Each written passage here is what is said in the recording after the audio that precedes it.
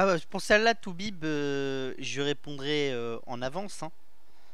Je te dirais que je ne peux pas te conseiller de point d'entrée sur Microsoft, malheureusement. C'est... On fait que parler de la stratégie des sociétés ici, on ne donne pas de point d'entrée précis pour des sociétés. Déjà, on n'a pas le droit de le faire au niveau de l'AMF, hein, donc voilà, ça... Vous trouverez sûrement d'autres gens qui font ça en vous disant que c'est pas un conseil d'achat, que c'est pas ceci, que c'est pas cela. La réalité, quand vous donnez un point d'entrée précis d'une valeur à quelqu'un, c'est un conseil personnalisé en fait. Et ça, vous n'avez pas le droit de le faire. Il faut avoir un agrément de l'AMF pour pouvoir le faire. Donc je pourrais pas te dire. Je peux te dire ce que fait Microsoft, où veut aller Microsoft avec cette stratégie, te dire ce que je pense de la stratégie de Microsoft à titre personnel, c'est-à-dire est-ce que je pense qu'elle est bonne, mauvaise, mais je pourrais pas te dire par rapport au point d'entrée en bourse, hein, malheureusement. Et en plus, vu mes points d'entrée en bourse, qui sont généralement pas les meilleurs, je peux pas te conseiller. J'achète généralement haut et je vends encore plus haut, mais j'achète jamais au plus bas, hein. Ceux qui achètent toujours au plus bas et qui vendent au plus haut, je sais pas comment ils font, mais moi je j'arrive pas. J'ai pas ce talent-là. J'ai j'ai d'autres talents, mais pas celui-là.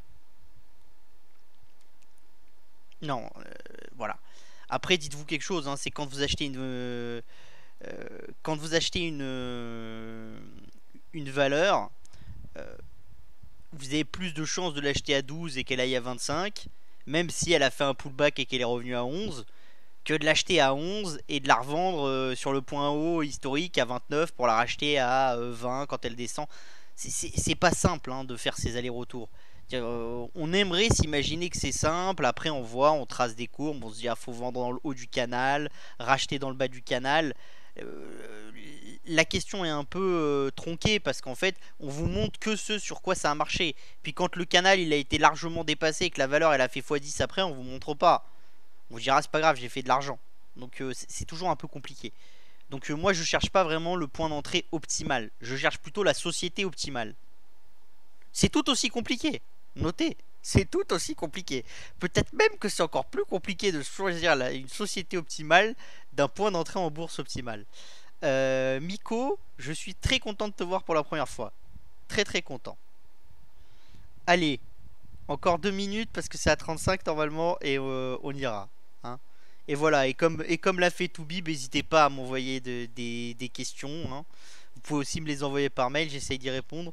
J'ai eu une question récemment sur ce que je pensais de Nakon, je compte y répondre, hein. Après, je compte y répondre sans donner trop d'avis, parce que faut pas non plus que ça tombe encore une fois dans le conseil. Il faut faire attention chez nous. C'est le pays des Serfas, et au pays des Serfas, si vous décalez un peu la virgule, c'est bon, vous êtes plus bon.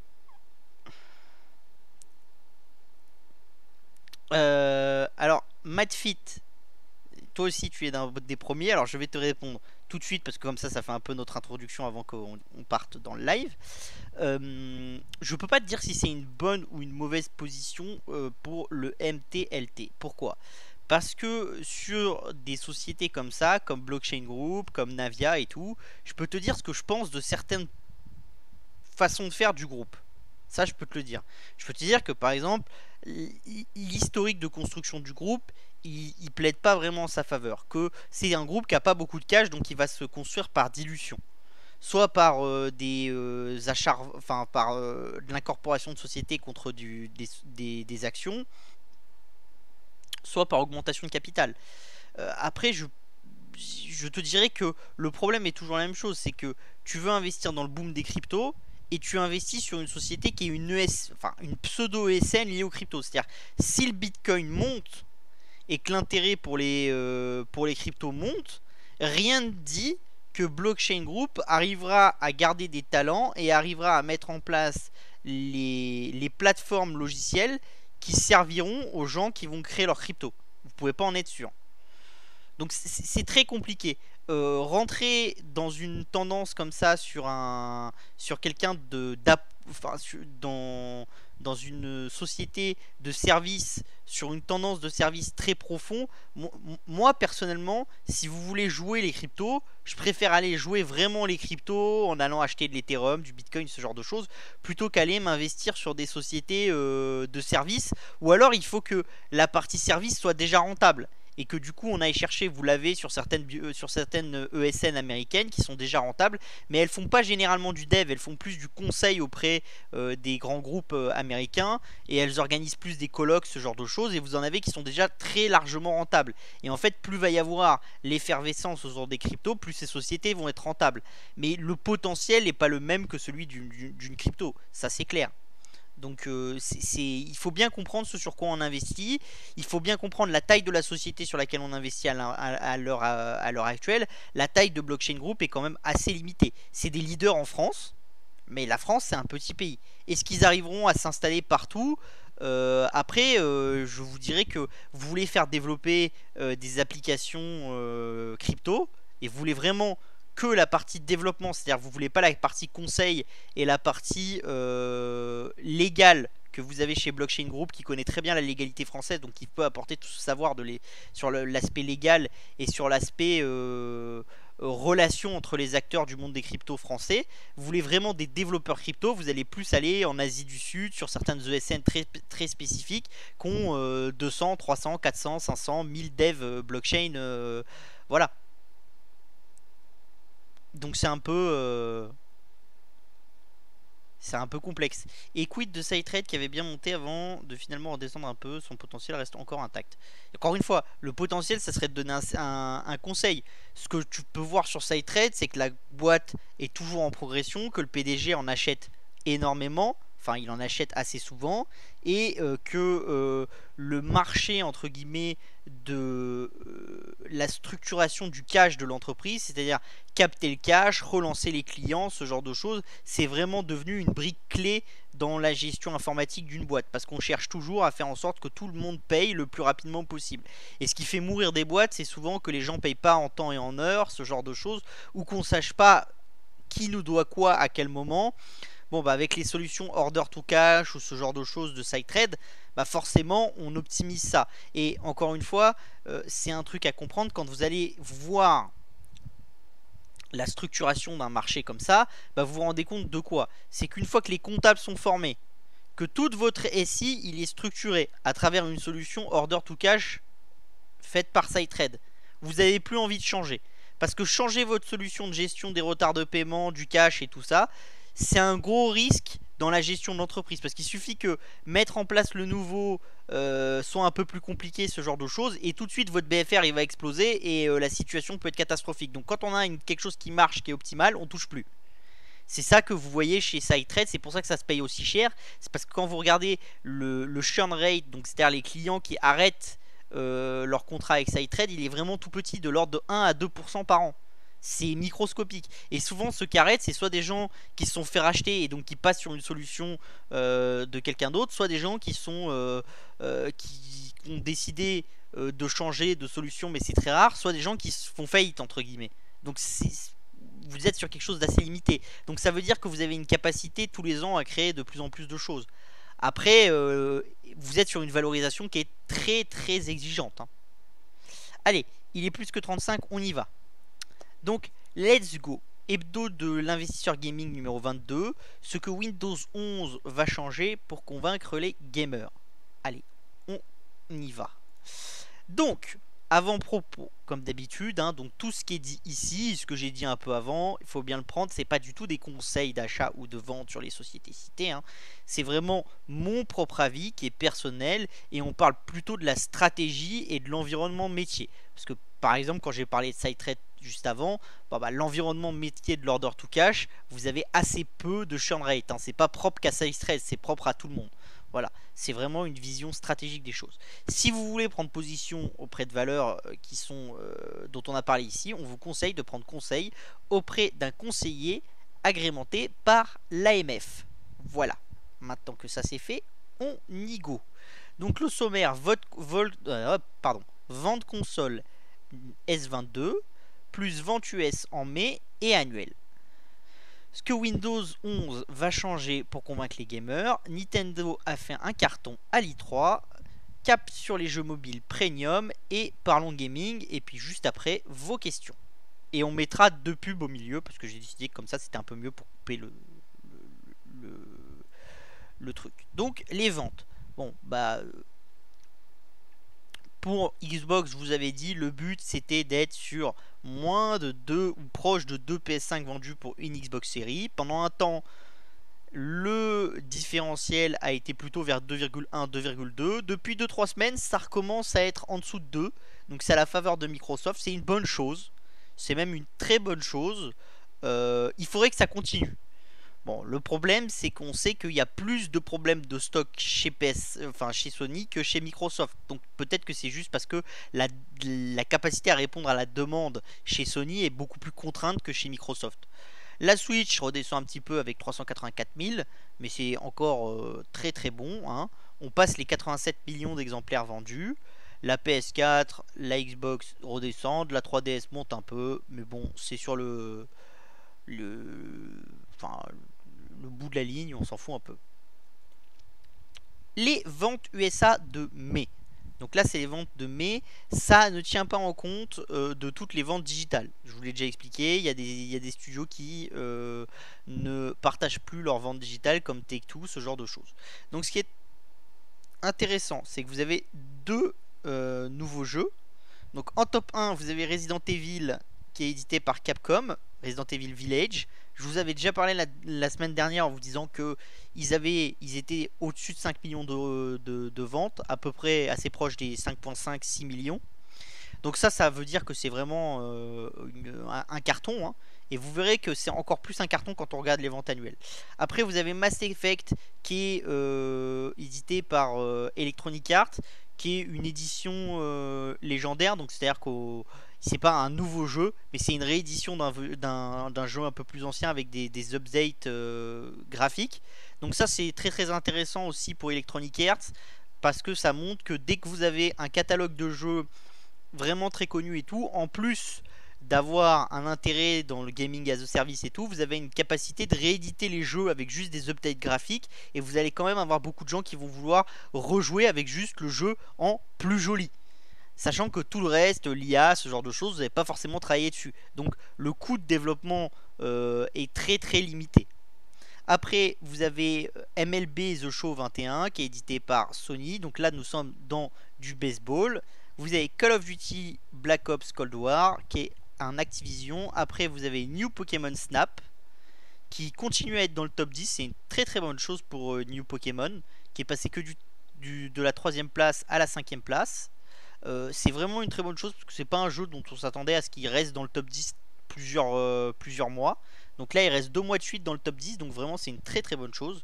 Après, vous avez Mortal Kombat qui est 6ème, édité par Warner Bros.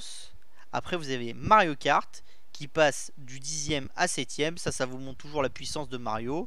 Vous avez Returnal qui est édité par Sony, qui est 8ème. Après, vous avez Animal Crossing qui revient dans le top 10, édité par Nintendo. Puis vous avez Minecraft qui est édité par Microsoft et qui revient lui aussi dans le top 10.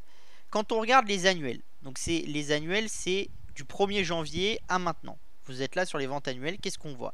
Call of Duty qui est premier, hein, d'accord, donc toujours numéro 1.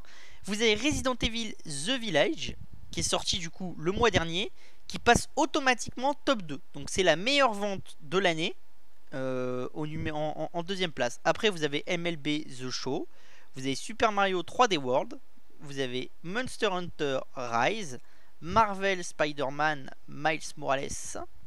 Après vous avez Outrider, vous avez Mario Kart 8, vous avez Assassin's Creed Valhalla, puis vous avez Minecraft.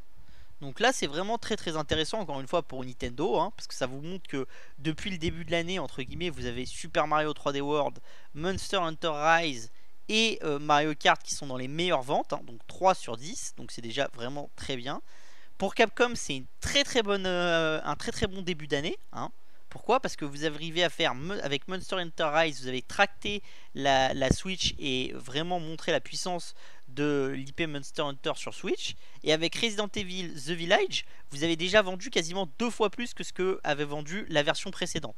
Donc c'est vraiment un très très bon début d'année pour Capcom, qui est vraiment très très intéressant. On y va. Donc maintenant on est à Windows 11. Donc il y a eu le lancement du nouveau Windows qui sortira à Noël prochain avec l'annonce. Alors je vais passer ici toutes les annonces qui sont plutôt B2B ou B2C, mais qui ne sont pas liées au gaming. On va faire plutôt que les annonces gaming qui ont quand même été assez fortes. Donc par exemple, l'annonce numéro 1, c'est que maintenant l'application Xbox devient natif dans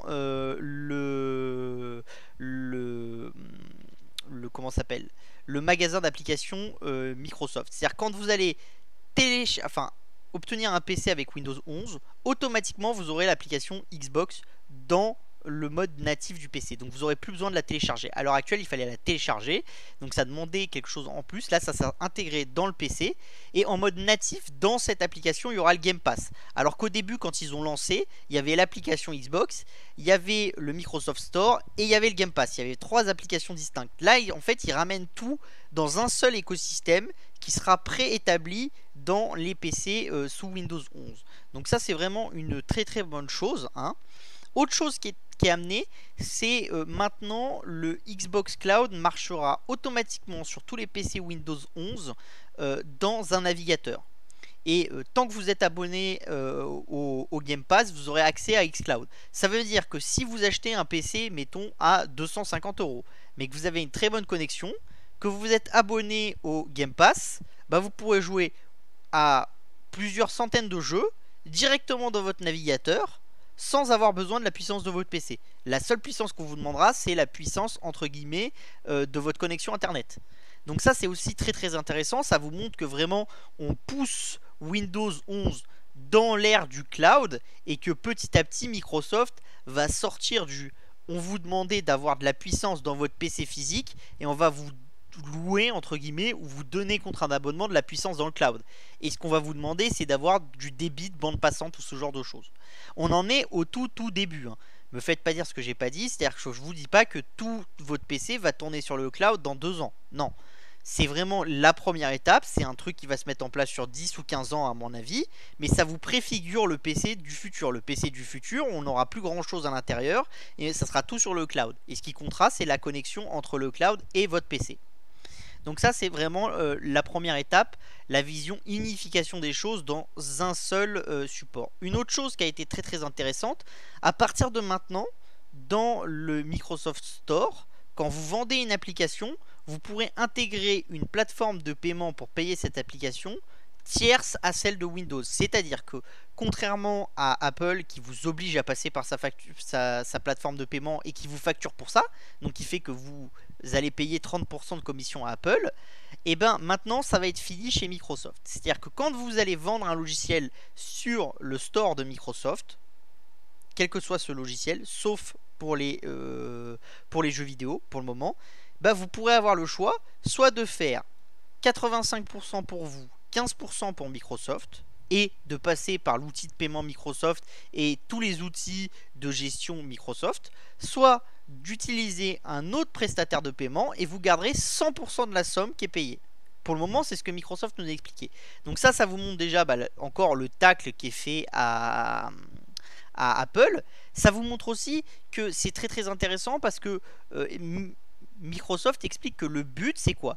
C'est d'attirer de plus en plus de développeurs à Windows et au Microsoft Store pour créer un écosystème qui va rendre les gens un peu captifs comme il y a sur Apple ou sur Android, et dire les gens ils vont plus vouloir partir dans notre store parce que c'est là où on a le plus de choses, et on les rend dépendants de notre store, même si au final cette dépendance on la donne entre guillemets, parce qu'elle nous rapporte pas beaucoup d'argent. Ce qu'elle va nous rapporter, c'est tout ce qu'on va pouvoir créer autour par-dessus. Donc des optimisations, ils ont prévu des moyens de se mettre en sponsorisé en haut du store, ce genre de choses. Donc vous voyez que la monétisation va être un peu différente.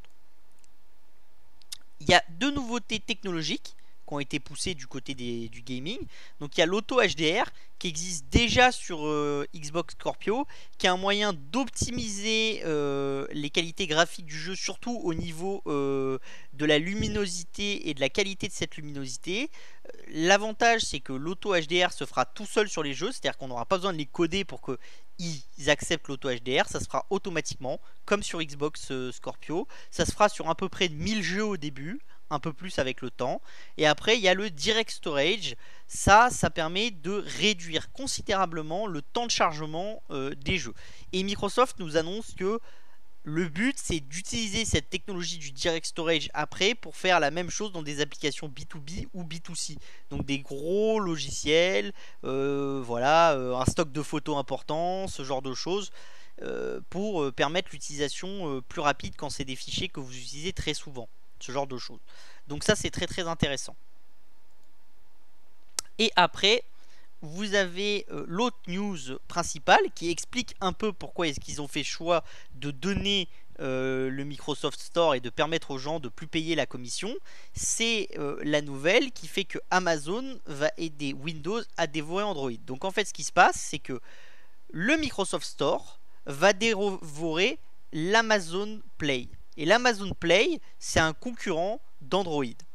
C'est-à-dire ça tourne sur Android et c'est le concurrent de l'Android Store et c'est le store de Amazon. Le fait est que Amazon était souvent plus petit que dans toutes les verticales, ils sont quasiment plus petits que Google et que son Android Store. En se mettant et en se faisant avaler par Windows, ils obtiennent la qualité et la quantité des clients Windows. Et ce que ça permet à Windows, c'est qu'en fait, avec l'ajout des nouvelles technologies d'Intel, toutes les applications qui seront disponibles sur l'Amazon Store et qui se tournent sous Android pourront tourner sous Windows 11. Donc typiquement, vous pourrez télécharger TikTok et utiliser TikTok sur votre PC. Vous pourrez installer Instagram sur votre PC. Et ça, c'est une toute nouvelle manière de faire. Et surtout pour certains jeux mobiles, c'est vraiment un grand pas en avant parce que vous allez pouvoir y jouer sur PC. Et pendant tout un temps, il y a eu ce qu'on appelait des émulateurs qui permettaient de jouer sur PC. Donc vous avez BlueStack, ce genre de choses, dont des gens qui ont levé beaucoup d'argent parce que ça commençait à rapporter beaucoup d'argent ces émulateurs. Et donc ça vous montre que vraiment il y a un appétit et ça vous montre un peu cette capacité qu'ont certains GAFA à s'allier pour essayer d'en attaquer d'autres. Donc là, le fait est que Microsoft a fait un très très joli coup. C'est aussi un très joli coup parce que, par exemple, sur les applications B2B, quand vous êtes un community manager ou ce genre de choses, ça peut être très intéressant d'avoir accès à TikTok, ce genre de choses. Donc ça, c'est une très très bonne chose. Donc voilà. On va passer à Nintendo fait un carton à l'E3. Donc là, vous êtes sur les précommandes post-I3, donc à la fermeture de l'E3, et c'est les précommandes qui ont été faites chez GameStop USA. C'est que les USA, c'est pas le online, c'est vraiment que en magasin. Et ce que vous voyez, c'est que dans le top 10, il y a 5 jeux Nintendo. Donc Metroid Dread, qui est le petit jeu Nintendo, il est dans le top. Après, vous avez le rework de The Legend of Zelda Skyward Sword en HD. Vous avez Mario Golf. Vous avez Pokémon Brilliant et Shining Pearl. Et après, vous avez Marvel Guardian of the Galaxy, donc le Square. Far Cry 6, qui a été un peu décalé, qui est l'Ubisoft. Dungeons and Dragons Dark Alliance. Maiden LFL 22 et Pokémon Legendary Arceus. D'accord? Donc, c'est vraiment très très fort de la part de Nintendo, hein. Vraiment, ça vous montre la puissance. Et pourtant, beaucoup vous disaient que le 3 de Nintendo, le plus gros, ça serait plutôt l'année prochaine, quand ils vont sortir leurs grosses news avec les jeux qui vont arriver en 2023-2024 et les premiers jeux de 2022 avec la nouvelle console et le nouveau cycle de la console. Bah, ça vous montre qu'au niveau des ventes, le nouveau cycle, ça va peut-être booster largement les ventes, mais déjà le cycle actuel, c'est déjà plus que bien chez Nintendo. Donc voilà. On va faire une petite pause pub, hein, 1 minute 30, et puis après, je reviens. Cap sur les jeux mobiles premium. Donc comme je vous l'ai expliqué, ce qu'on voit de plus en plus, c'est que le jeu mobile qui était plutôt en Asie, on le voit se développer de façon de plus en plus forte en Europe et aux USA, et on voit quelque chose de nouveau se mettre en place, c'est les jeux beaucoup plus premium. C'est-à-dire que pendant longtemps, les jeux mobiles, ça a été des jeux plutôt casual. Des choses qui avaient des cycles de vie assez courts où en fait un jeu devenait le top puis après ça, il partait à la poubelle. Voilà, un peu comme vous avez eu sur Facebook avec Farmville ou ce genre de jeu qui ont fait énormément de ventes, qui sont restés 5-6 ans sur le marché et puis après on n'en a plus beaucoup entendu parler et ils ont un peu périclité. Et généralement, le cycle était très violent. Vous mettiez 2-3 ans à atteindre le haut du cycle, puis après vous commenciez à baisser pendant 2-3 ans, puis après c'était la fin des haricots. Enfin, la fin des haricots, non, ça rapportait toujours de l'argent, mais c'était vraiment plus difficile. D'accord? Mais ce qu'on voit de plus en plus, c'est le fait que des fortes licences s'installent sur mobile. Donc soit ça devient des fortes licences mobiles, donc des choses qui ont été créées pour le mobile, typiquement Honor of the King en Chine, soit c'est des licences qui n'étaient pas des licences mobiles, qui sont devenues des licences mobiles et qui en fait avec la puissance de leur licence globale s'installent dans le temps. Typiquement là vous avez l'exemple, vous avez en Europe, donc vous voyez, vous avez les High Fidelity Games, donc c'est les jeux très premium. En 2016, 7% du marché, 93% du marché, c'est du marché entre guillemets un peu plus externe. D'accord? Là, ce qu'on voit, c'est quoi? C'est que à partir de cette année, en 2020, vous avez top 1 des jeux, Pokémon Go, top 2 Brawl Stars, top 3, enfin au troisième Roblox, quatrième State of Survival et 5e PUBG Mobile. En jeu full mobile, vous avez en gros que State of Survival.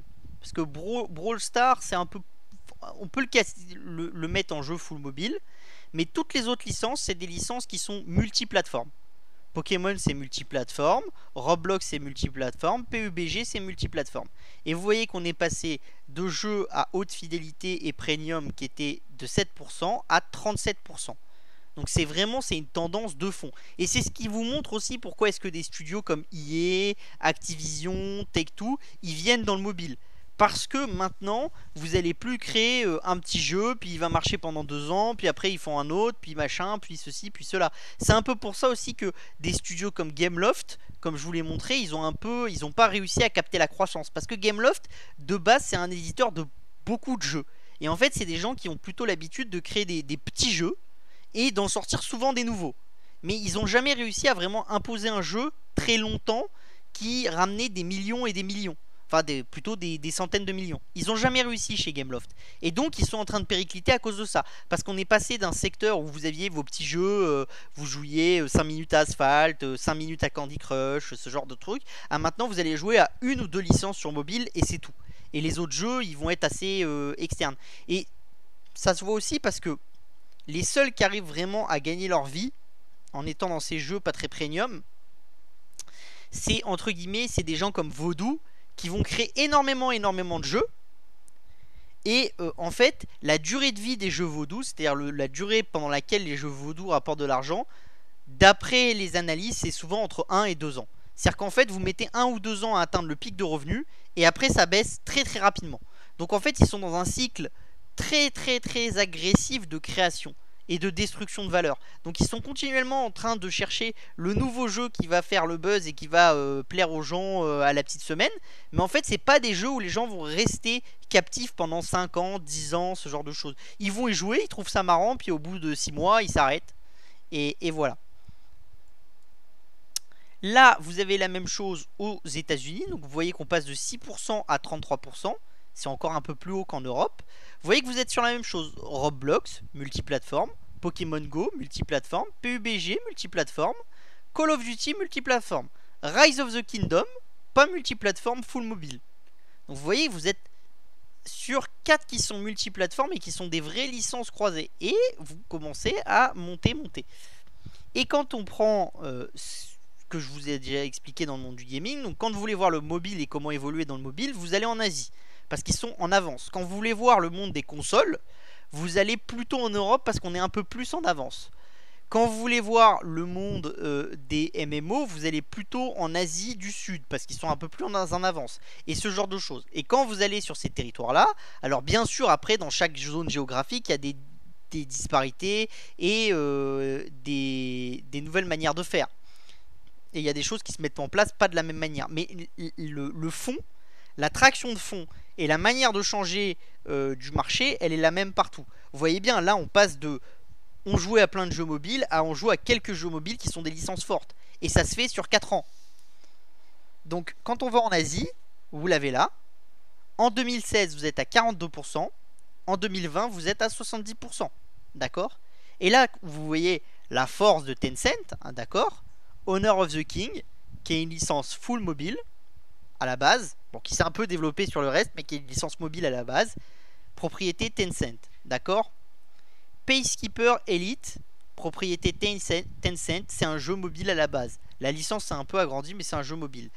Crossfire Mobile, c'est un jeu qui est pas mobile à la base, mais qui avait pas du tout la puissance qu'il a maintenant. C'est un Tencent. Et QQ Speed Mobile, c'est un jeu full mobile à la base. Et c'est Tencent aussi. Et après, vous avez Life After, qui est un NetEase et qui est un jeu full mobile aussi. Donc, ce que vous voyez, c'est quoi?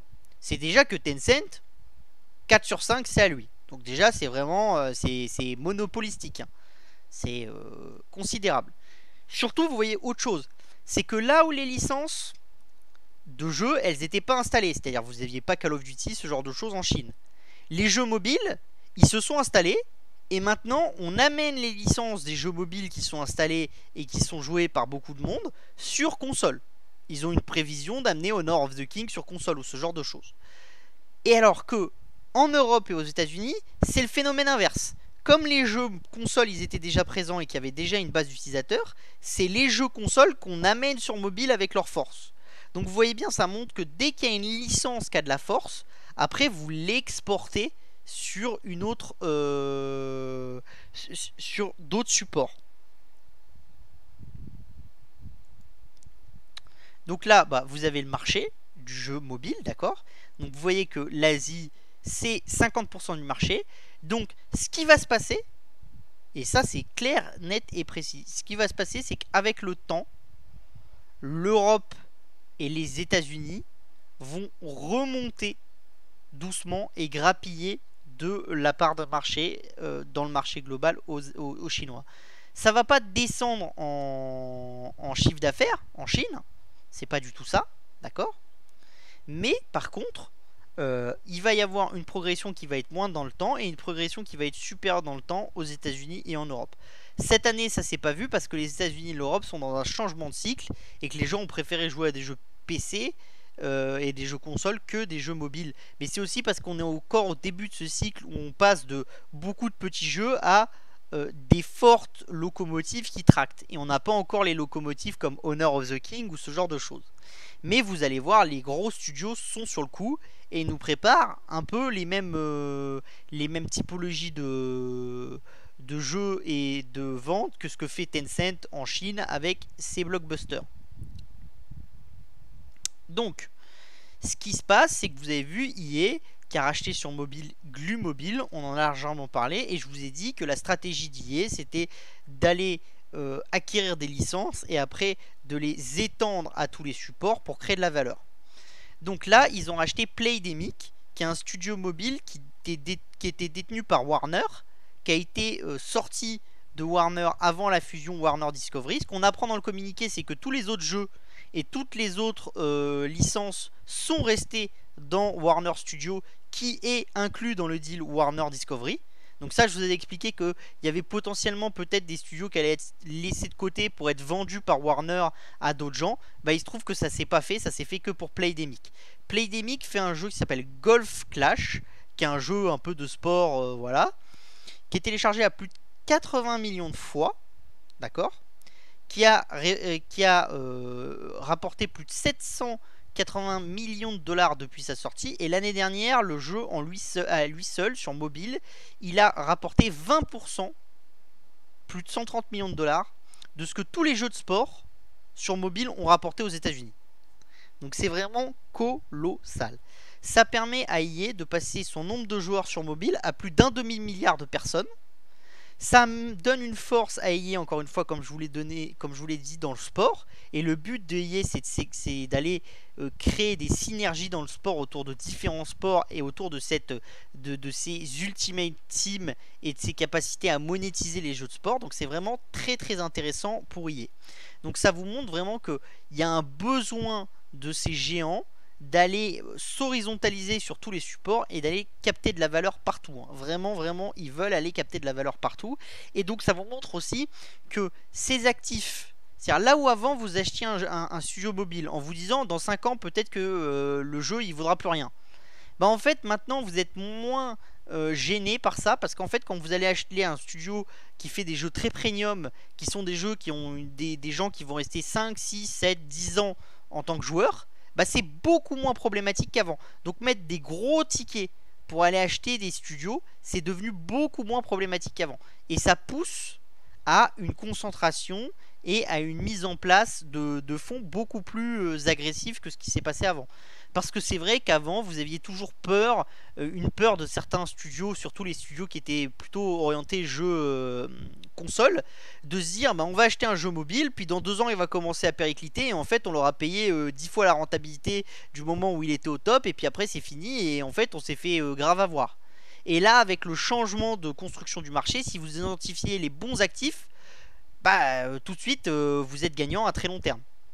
Et donc ça vous montre aussi l'agressivité qu'a EA en ce moment. Sachant que EA se permet d'être aussi agressive en fusion-acquisition tout en continuant à faire des rachats d'actions et en continuant à détendre sa structure financière parce qu'il crée de plus en plus de cash flow. Donc ça vous montre aussi la puissance qu'ont certains acteurs maintenant qui ont acquis une certaine taille dans le jeu vidéo. C'est-à-dire ils ont acquis une taille, ils ont un tel cash flow que ça leur permet de continuer à racheter des actions et de continuer à investir en même temps.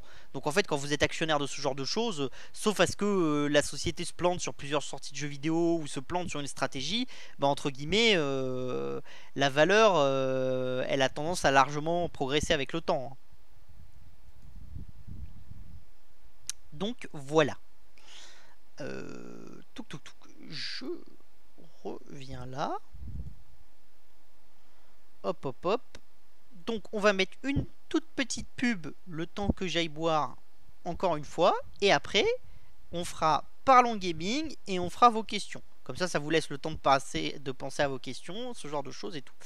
A tout de suite. Du coup, on continue. Donc, on est dans Parlons Gaming. Donc, ce qui s'est passé cette semaine, VR Chat. Donc, ça, je vous avais expliqué, c'est la communauté qui joue en VR, ce genre de choses, qui lève 80 millions d'euros. De dollars, pardon. Et le but, c'est vraiment de créer un peu comme un Roblox. Ils nous l'ont bien expliqué. Le but, c'est de permettre aux gens de créer des mini-jeux, ce genre de choses, et de monétiser leur création dans le temps. Et donc ça, c'est très très intéressant parce que vous avez Roblox, qui est un jeu qui aime beaucoup ça. Vous avez Fortnite qui veut aller vers cette typologie de manière de faire. Ça se discute de plus en plus chez Minecraft, cette typologie de manière de faire chez Microsoft. Et là, vous avez VRChat qui veut le faire. Et surtout, c'est le côté réussiront-ils à le faire dans un angle VR avec toutes les choses que ça peut faire, à quoi ça peut faire penser, un peu comme Second Life, on crée sa maison, son truc, son bidule. Donc tout ça, ça peut être des choses très très intéressantes. Donc c'est vraiment à suivre. Comme je vous l'ai expliqué l'année dernière, VRChat a beaucoup progressé cette année aussi. Donc il faudra faire très très attention parce que c'est peut-être le jeu sur VR, donc sur réalité virtuelle, hein, qui est le prémisse de quelque chose d'un peu plus grand. Et comme on l'a dit, la VR c'est quelque chose qui a eu beaucoup de mal à se mettre en place, hein, vraiment beaucoup de mal. C'est-à-dire que Facebook a investi très tôt, beaucoup de gens ont été déçus de la taille du marché de la VR. Et là on commence à voir des choses chez Steam, des choses chez Sony qui montrent qu'il y a de plus en plus de gens qui jouent et que vraiment c'est quelque chose qui commence à avoir une certaine traction.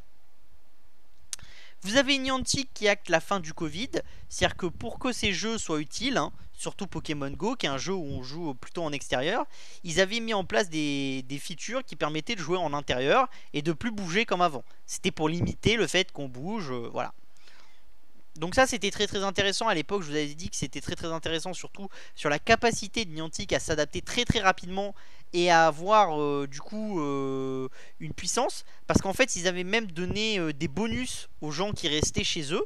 Donc en fait ils avaient mis en place, par exemple en Australie, il y avait un lockdown très sévère et si vous restiez chez vous, que vous bougiez peu et que vous alliez très peu au magasin ou ce genre de choses, vous aviez des bonus en jeu.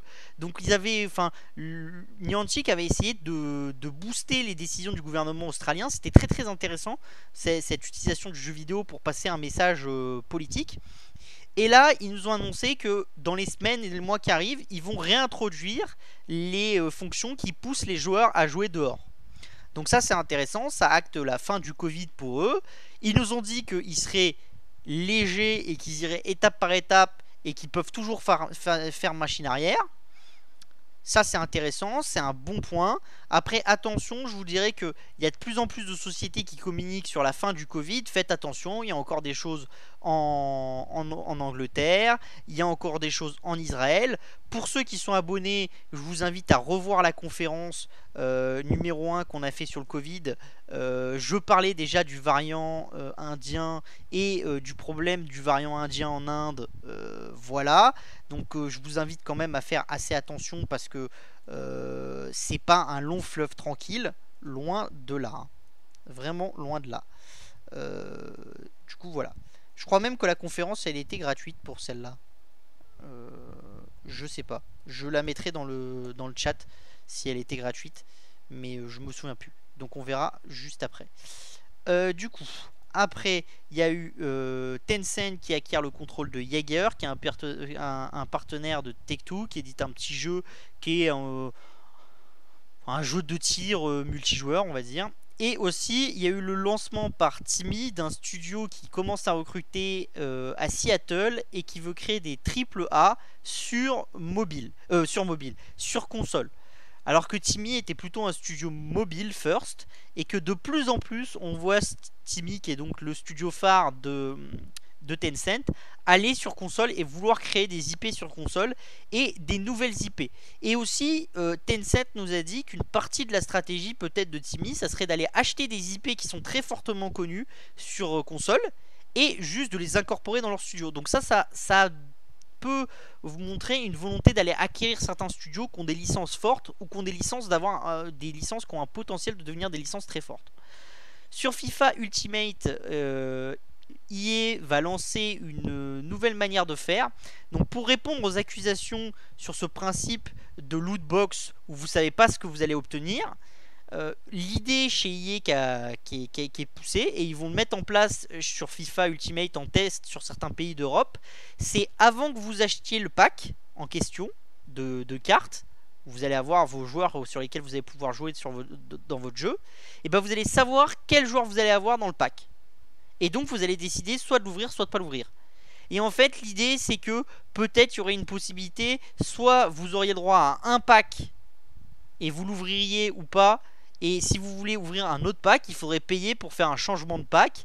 Et en fait, au lieu d'avoir l'aspect vous payez, vous savez pas trop ce que vous allez avoir. Vous payez, vous savez ce que vous allez avoir. Mais si vous voulez autre chose, soit il faut acheter le pack et donc avoir le droit d'un autre pack derrière. Soit il faut dire je veux pas de ce pack là, mais ça serait moyennant un petite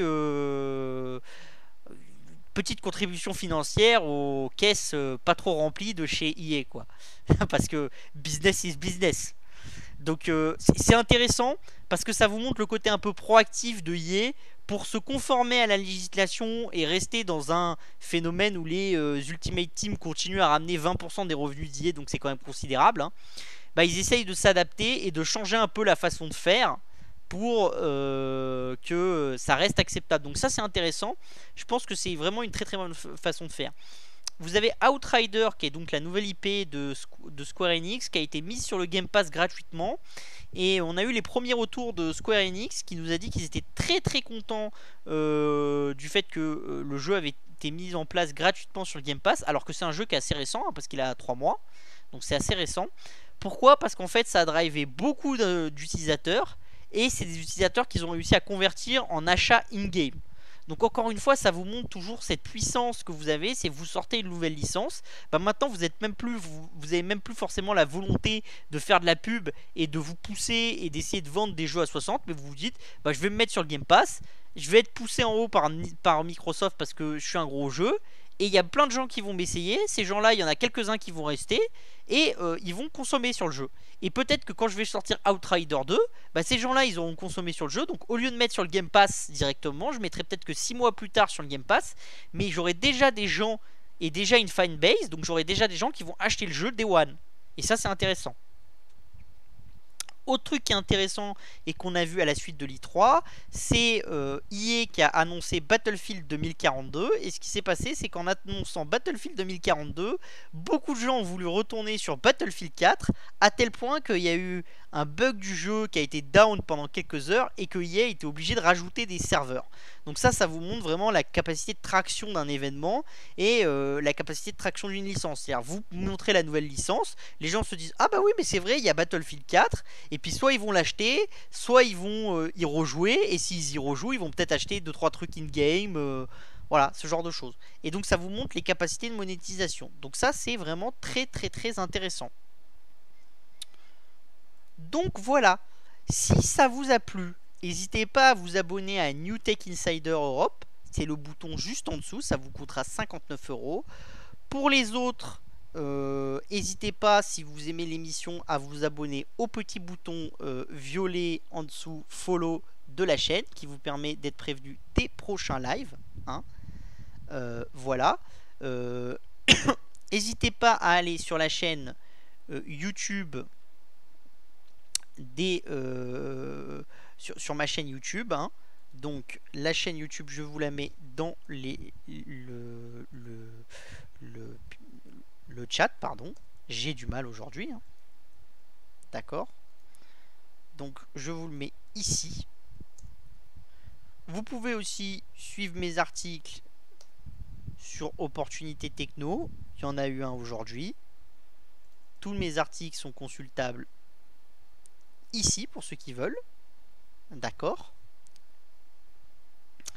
Et n'hésitez pas à m'envoyer vos questions. Vous pouvez les envoyer à la-rédaction-tech@publication-agora.fr. Et maintenant, si vous avez des questions, on peut passer à vos questions. Et je serai très content de répondre à vos questions. Et je cherche du coup si on a le Covid. La conférence sur le Covid.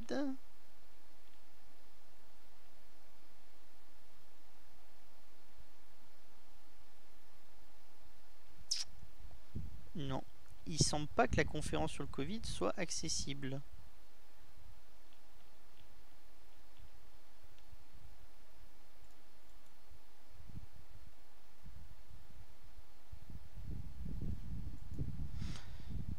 C'est dommage, il me semble que la première conférence sur le Covid, elle était gratuite. Je me renseignerai auprès d'Edern, pour ceux que ça intéresse. Mais c'est vrai que c'était intéressant parce que ça matche bien avec un peu ce qu'il y a de maintenant.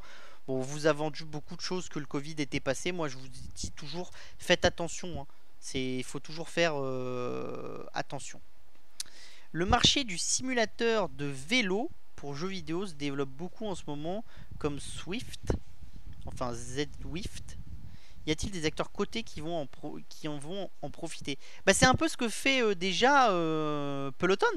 Peloton, vous avez aussi cette capacité d'être mis aussi dans un jeu. Hein. C'est-à-dire, vous pouvez voir, vous avez la capacité d'avoir l'écran où vous voyez ce que fait le coach en face de vous, mais vous pouvez utiliser cet écran pour autre chose. Et ils ont déjà prévu d'en faire des jeux, d'en faire des choses comme ça.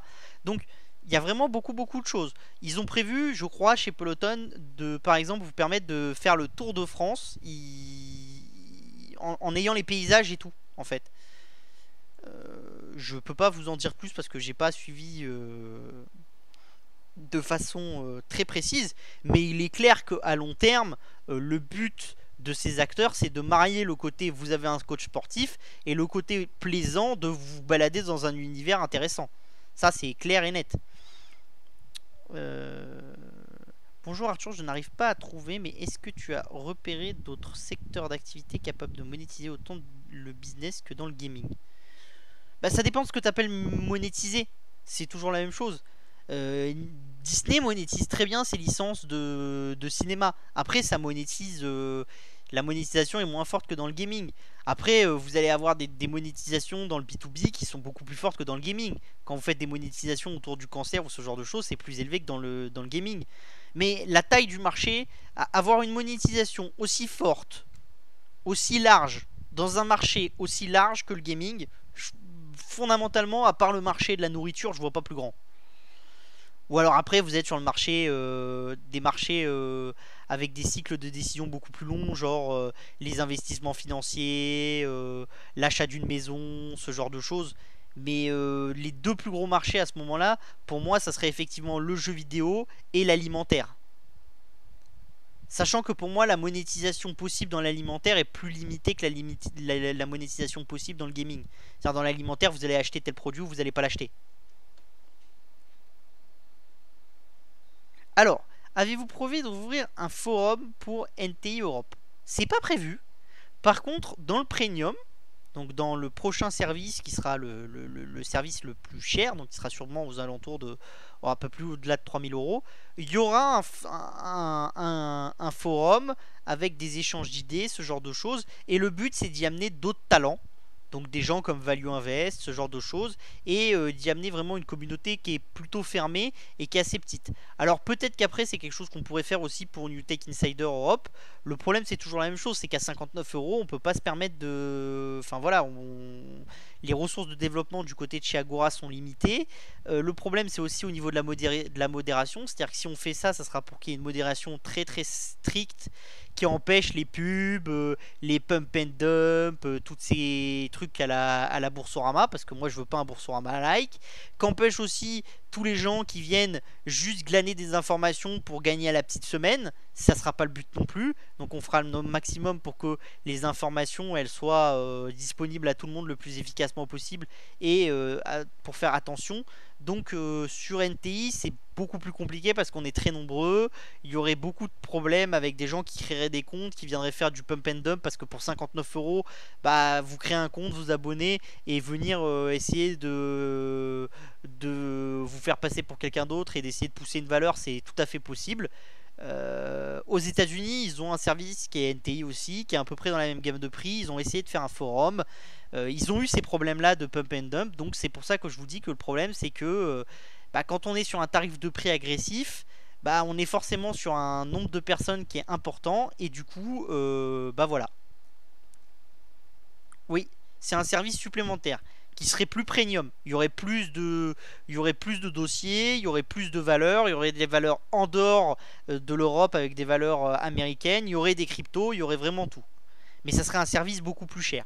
Après, mon but, c'est toujours la même chose, c'est que sur comment s'appelle sur New Tech Insider qui s'appellera sûrement, enfin mon service premium qui s'appellera sûrement Elephant Society. On prendra sûrement des gens qui paieront pas le tarif premium s'ils apportent vraiment beaucoup de valeur au service avec leurs questions, leurs avis sur certains dossiers, leurs connaissances de certains dossiers. Et ça, c'est ma volonté, c'est de me dire que vous n'avez pas tous... Il y en a qui vont vouloir payer 3000 € pour avoir accès au conseil ou plus parce qu'on n'a pas encore finalisé le pricing, on va voir. Et il y en a qui vont préférer se dire, bah, je vais mettre du temps, je vais par exemple expliquer des dossiers que je connais bien, les mettre dans le forum, et du coup vous ne paierez peut-être pas 3000, mais peut-être que 1000 €, parce que si vous apportez de la valeur au service, c'est normal que vous payiez moins cher le service par derrière. Mais c'est pour essayer aussi de motiver certaines personnes à s'investir dans le service et créer quelque chose qui a beaucoup plus de valeur. Un peu sur ce qui se fait sur Microcaps Club aux États-Unis. Pour ceux qui connaissent pas, Microcaps Club aux États-Unis, c'est un peu le même principe. Voilà. Donc ça, je vais vous le mettre, hein. Microcaps Club, c'est un site américain très bien, hein. Vraiment un très bon site avec vraiment beaucoup de microcaps américaines. Alors ça c'est un autre un autre type de service, mais je vous le mets ici. Microcaps Club, c'est vraiment un très bon site avec des gens qui sont très performants dessus, mais voilà, le but c'est d'aller atteindre là-dessus, mais de le faire plutôt sur l'angle européen avec un peu des valeurs américaines, mais voilà, et de le faire avec l'angle crypto, ce genre de choses, et d'aller montrer de la valeur là-dedans. Voilà. Donc ça sera un service très communautaire, en sachant qu'après peut-être on fera des trucs un peu supérieurs là-dessus, avec par exemple des conférences en présentiel, ce genre de choses, pour encore plus cette notion de groupe, ce notion de dialogue entre vous et moi et tout ça. Voilà.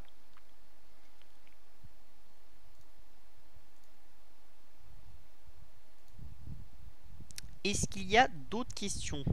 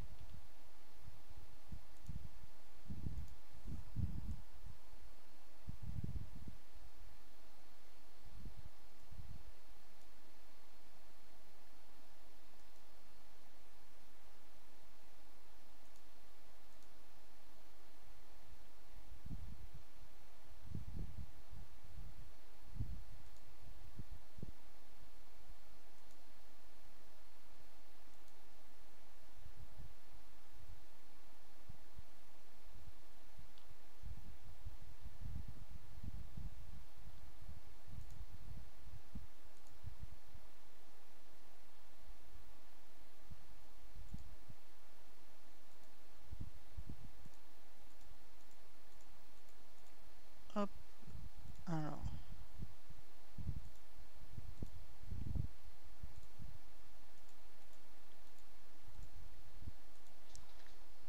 Connais-tu l'entreprise Serge Ferrari? Oui, je connais du Covid. C'est une très très belle boîte, mais les actionnaires majoritaires se foutent de la bourse. C'est des infos que j'ai eu un peu. Voilà. Donc je vous le dis, leur principal problème c'est la boîte et c'est pas le cours de bourse. Donc c'est une bonne chose, parce que se préoccuper du cours de bourse c'est pas forcément le boulot d'un PDG, mais c'est aussi limitatif dans le temps, surtout que c'est une boîte qui a besoin de scaler, de prendre un peu de poids avant de devenir vraiment rentable dans le temps. Donc c'est pas une de mes boîtes favorites. Mais c'est une très belle boîte. On l'a étudié un peu avec Value, c'est une très très belle boîte. Mais je pense qu'il y a mieux à faire. Qu'il y a mieux à faire. Pardon. Encore une fois, après, ça ne représente que mon avis. Moi, ce qui a été un red flag, c'est ça. C'est quand on m'a dit que les PDG, enfin le conseil d'administration et le PDG s'en foutaient un peu du cours de bourse et que pour eux, c'était anecdotique. Moi, quand on me dit que le cours de bourse est anecdotique, j'aime pas trop ça. J'aime qu'on me dise que sa variation est anecdotique, que le cours de bourse en lui-même est anecdotique.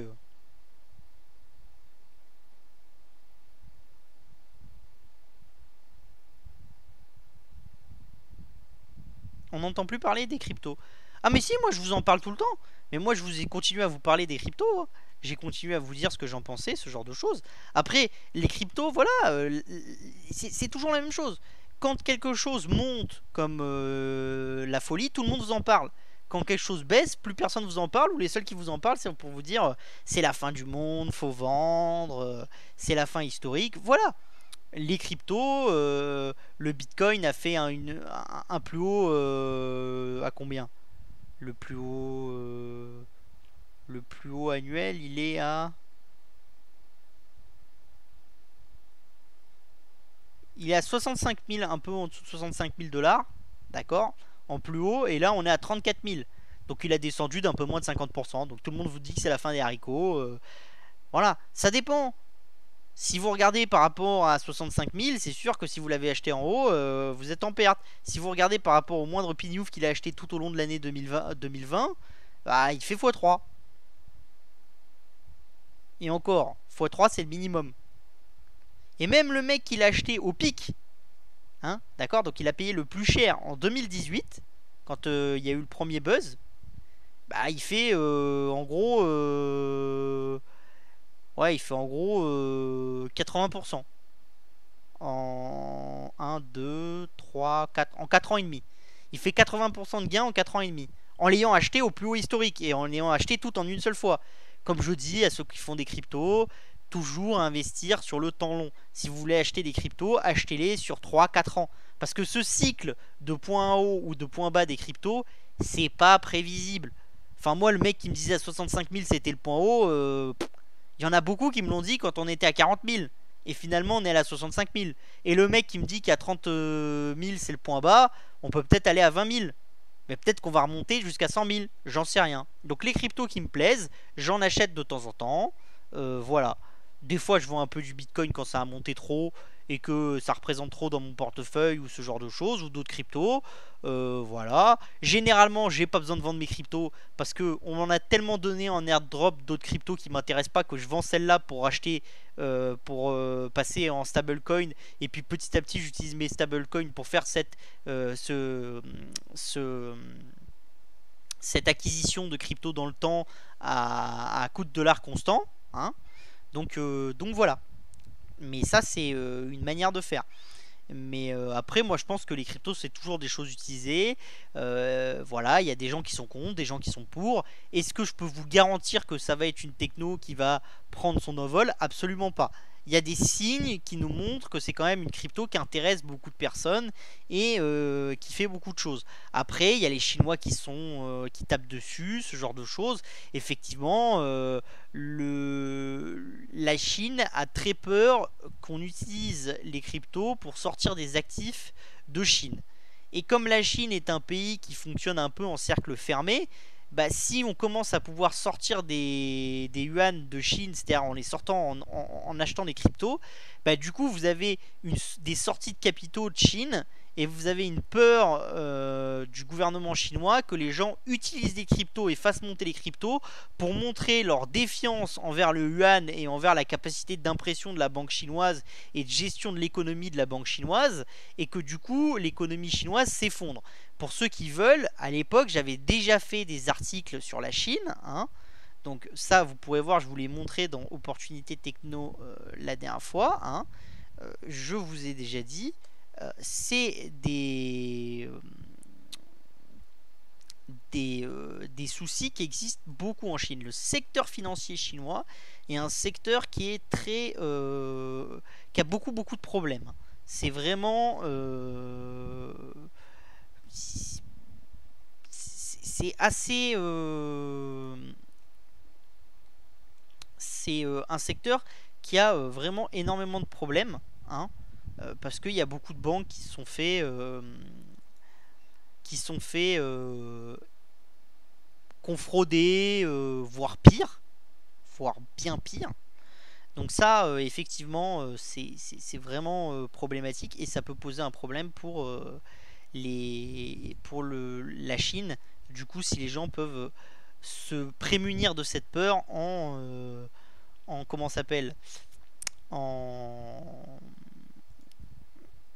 en sortant des actifs par le biais des crypto-monnaies. Donc c'est pour ça que le gouvernement surréagit beaucoup à ça, le gouvernement chinois. Après, les Chinois, ils ont déjà banni les crypto-monnaies et puis ils sont revenus en arrière, ce genre de choses. Donc bon, ça, je vous dirais que c'est des choses, ça avance, ça recule, ça avance, ça recule. C'est pas parce que les Chinois ont banni les cryptos maintenant que dans 6 mois on n'entendra pas parler en Chine et qu'il va pas se remettre à y avoir des cryptos utilisés en Chine. Donc ça, faites bien attention à ça aussi.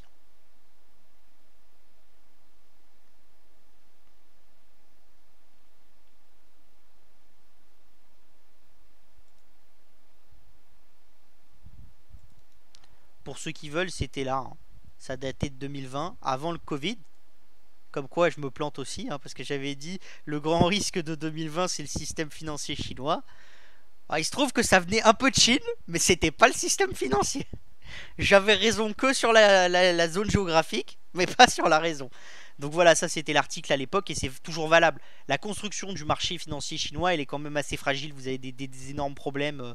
C'est aussi pour ça qu'ils ont réussi à faire cette croissance, hein, parce que dites-vous bien, quand vous avez une croissance alimentée comme ça, avec beaucoup de BTP, ce genre de choses, bah vous avez quand même généralement un État derrière qui va financer des projets. Et quand vous avez une croissance par l'infrastructure comme ça, bah, au début vous allez chercher à rattraper le retard que vous avez sur certains, puis quand vous avez à rattraper ce retard là, bah, entre guillemets vous commencez là à être dans les emmerdes, parce que pour gagner, pour conserver votre croissance, soit il faut que vous diminuez la part dans le PIB de votre industrie entre guillemets du BTP et que vous ayez d'autres industries qui prennent de la place, soit vous allez continuer, et en fait si vous continuez, soit vous créez des nouvelles cités, vous investissez toujours plus, Et ça, c'est un peu compliqué parce que vous avez les risques de mauvais investissements. Soit vous diminuez un peu et vous mettez un peu la vis, et là, bah, du coup, votre croissance, elle en prend un coup parce que, comme tout le monde sait, quand l'immobilier va, tout va. Bah ouais, mais sauf que ça dure qu'un temps. Et vous risquez après d'être un peu comme les Grecs ou les Espagnols, qui ont rattrapé une partie de leur retard, qui n'ont pas eu leurs autres industries qui ont pris le relais, et qui du coup ont continué à faire des investissements dans le BTP, quitte à faire des trucs complètement débiles, des aéroports qui servent à rien, des choses comme ça. Et ça s'est vu en Chine. C'est-à-dire les gens qui vous disent des ponts où il n'y a pas de rivière au Japon. Oui, les Japonais, c'est des professionnels de ça. Mais je vous assure que si vous allez en Chine, vous allez voir, il y a beaucoup de villes qui ont été construites entre guillemets depuis rien, et où il n'y a pas un seul habitant, et où il y a encore des gens qui achètent et qui vendent des logements. C'est de la finance Playmobil, quoi. En Chine, ils ont beaucoup ça. La finance Playmobil comme ça sur le marché immobilier, ils ont beaucoup ça. Plus que les Américains. Mais la différence, c'est que les Américains, ils ont exporté le risque de leur finance Playmobil aux autres, et les Chinois, ils ont le risque chez eux, et donc c'est pour ça qu'ils veulent pas que les gens sortent et puissent sortir leur monnaie de Chine. Parce que tant que vous êtes entre vous, c'est contrôlable. Dès que vous avez une capacité de votre population de sortir la monnaie et d'aller l'utiliser ailleurs, bah forcément ils vont l'utiliser là où ils ont le plus confiance. Et c'est pas forcément chez vous. Après, il y a des choses qui font qu'à bout d'un moment, vous n'avez plus le choix, vous êtes obligé de vous adapter. Sur Netflix, il y a des films ou des séries venant du gaming en ce moment pour les regarder par curiosité. Ah bah oui, tu peux regarder typiquement, comment ça s'appelle The Witcher, ça vient du gaming. C'est une grosse licence. Après là, des licences vraiment très récentes sur Netflix qui viennent du gaming, j'ai pas de j'ai pas d'idée très précise. Il y a un manga qui est sorti il y a pas longtemps qui s'appelle Dota, qui vient d'une licence de MMO, mais c'est sorti il y a quelques mois quand même aussi sur Netflix. Mais vraiment le plus connu, si t'as pas regardé, c'est The Witcher. Donc tu regardes The Witcher et tu verras. C'est une licence gaming. Enfin à la base c'est un livre, mais qui a pas ultra bien marché, qui a été adapté en jeu vidéo, qui a fait un carton. Et la licence elle a pris son envol avec le jeu vidéo. As-tu regardé les dernières acquisitions de Serge Ferrari? Oui, oui, oui. Les dernières acquisitions, elles sont très très intéressantes. La question, c'est est-ce que ces dernières acquisitions de Serge Ferrari leur permettent de passer ce pivot où ils vont être rentables structurellement, que le cycle soit haut ou bas? Ça, j'en sais rien encore. C'est trop récent pour que je puisse le savoir. Et en plus, ils nous ont pas donné beaucoup d'informations sur les acquisitions qu'ils ont faites. Donc, quand on ne donne pas beaucoup d'informations, c'est difficile de te faire encore plus d'idées. Que penses-tu du business de Believe? C'est un business de musique, c'est un business qui est très très intéressant. C'est un business où il y a plein de choses à faire. Après, c'est une société qui est en acquisition de concurrents pour prendre de la taille et tout ça. Et moi, j'ai eu beaucoup de mal à comprendre la traction du business. J'ai demandé des infos qui étaient un peu plus vieilles que celles qu'ils avaient fournies dans le doc pour voir l'évolution de la boîte sur 5 ans et ils n'ont pas voulu me les donner. Et donc ça me plaît pas trop parce que moi j'aime bien quand c'est des boîtes en construction qui font beaucoup d'opérations de fusion-acquisition, c'est comprendre ce que chaque brique a apporté et qu'est-ce qui s'est passé des anciennes briques, est-ce que ça a créé de la valeur, des synergies, ce genre de choses. Donc pour le moment, Believe, moi j'étais très chaud au début et maintenant je suis un peu moins chaud, donc j'attendrai un peu de voir l'évolution boursière de la société dans le temps et après je me ferai une plus ample idée de la boîte. Mais pour le moment, pour moi, c'est un peu trop tôt. Parce que j'ai pas eu assez d'infos. Voilà. Est-ce qu'il y a d'autres questions?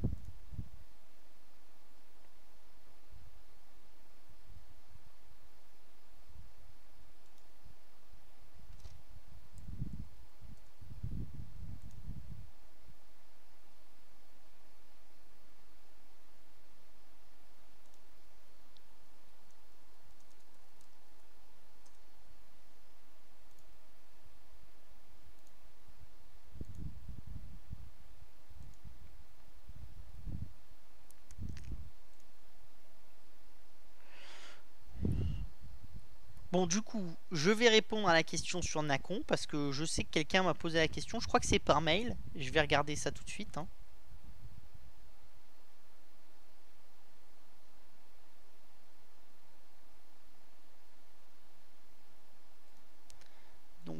regarde ça tout de suite.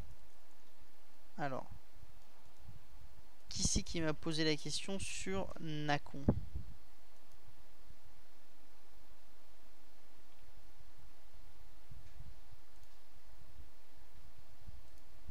Ah, je l'ai pas là. Bon, enfin, quelqu'un m'a posé une question sur Nacon, donc j'y répondrai en me demandant ce que je pensais de Nacon. Donc, je vais répondre ici. Je suis désolé envers la personne. Je crois qu'il m'a envoyé la question par mail, mais je retrouve plus la question. Donc, j'ai dû la casser en me disant je comptais lui envoyer la vidéo d'ici, mais c'est râpé. J'espère qu'il le verra. Donc, Nacon dans le gaming, il faut bien comprendre déjà Nacon, le chiffre d'affaires de Nacon, c'est deux choses différentes. Vous avez une partie hardware et une partie jeux vidéo. Les métriques de valorisation de la partie hardware et de la partie jeux vidéo sont pas du tout les mêmes. Donc si vous me prenez Nacon en me disant ça fait X de chiffre d'affaires, que vous me prenez Ubisoft, ça fait X de chiffre d'affaires, que vous me prenez Focus, ça fait X de chiffre d'affaires, et que vous me dites bah, les boîtes elles valent 3 fois X, non. Parce que le chiffre d'affaires, c'est pas la même qualité chez Focus, chez Ubisoft et chez Nacon. C'est pas du tout les mêmes typologies de jeux, c'est pas la même capacité des licences, c'est pas du tout la même chose. Donc la valorisation est déjà pas la même. Donc là-dessus, il faut bien faire attention parce que beaucoup de gens oublient de retraiter la partie jeux vidéo de la partie hardware. C'est deux choses bien différentes. Il y a des synergies entre elles, c'est très intéressant de les avoir dans le même groupe, mais vous ne pouvez pas valoriser la vente d'une manette aussi cher que la vente d'un jeu vidéo. C'est pas possible. C'est une erreur de compréhension du business. Donc ça, c'est déjà important. Après, je vous ai dit aussi, il y a quelque chose qui m'a toujours déplu chez Nacon, la qualité des jeux est moins bonne que chez la concurrence. C'est-à-dire, si vous prenez les scores métacritiques, vous allez voir que les scores métacritiques de Nacon, ils sont moins élevés que les scores de Focus ou d'Ubisoft. Généralement, Focus et Ubisoft sont toujours au-dessus des 70-75, pardon. Encore pardon. Et Nacon, vous êtes souvent entre 50 et 60. Donc il y a quand même un sérieux différentiel.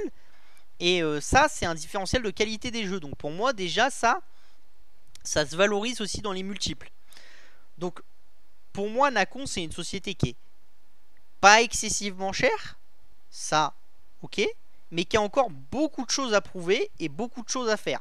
Donc pour le moment, je préférerais des studios comme Digital Bros, comme Focus, qui sont plus petits, ou des géants comme EA ou Ubisoft, à des gens comme Nacon. Parce que je pense qu'il y a plus de risques d'échec de la stratégie de Nacon que des risques d'échec de la stratégie des autres. Même si potentiellement, peut-être que sur un Ubisoft ou sur un EA, il y a moins de potentiel à 2-3 ans que sur un Nacon. Mais si je veux jouer vraiment du potentiel, je préfère aller jouer du un peu plus petit, et je préfère aller jouer des trucs comme Focus ou Digital Bros ou d'autres studios comme ça, voilà, ça m'intéresse plus. Donc j'ai répondu à la question pour Nacon. Du coup voilà. Du coup, est-ce qu'il y a d'autres questions? Je vous laisse un peu de temps pour s'il y a d'autres questions.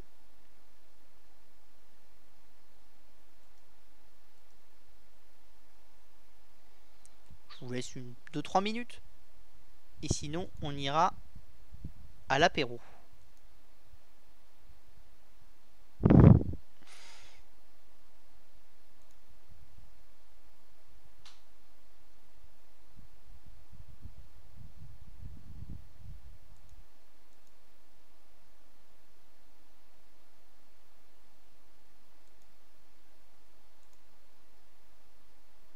Et tiens, vu que je tombe dessus par un peu hasard,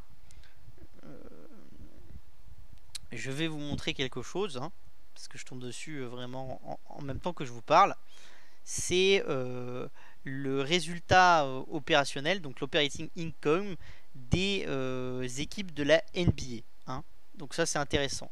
Donc en moyenne en 2011 6 millions, en 2012 12 millions, en 2013 24, puis en 2014 23, puis en 2015 30, puis en 2016 31, puis 52, puis 61, puis 70, puis 62. Ça vous montre quoi? Ça vous montre que pendant des années, quand vous allez sur de l'operating income des équipes de la NBA avant 2005, c'était en perte. De 2005 à 2011, c'était entre, allez, un peu la perte et un peu l'équilibre. Et vous voyez que vous avez une explosion. Ça, c'est toujours intéressant. Parce que les gens qui vous disent oui, c'est un mauvais business, ça perd toujours de l'argent, ce genre de choses, ça dépend. Il suffit que vous ayez un petit kick-off en revenu qui vous permette de passer cette étape et vous êtes tout de suite dans la rentabilité. Pour ceux qui veulent, le lien avec la source est ici. Donc comme il n'y a pas plus de questions, on va s'arrêter là. Je vous souhaite une très bonne soirée. J'espère que j'ai répondu à toutes vos questions.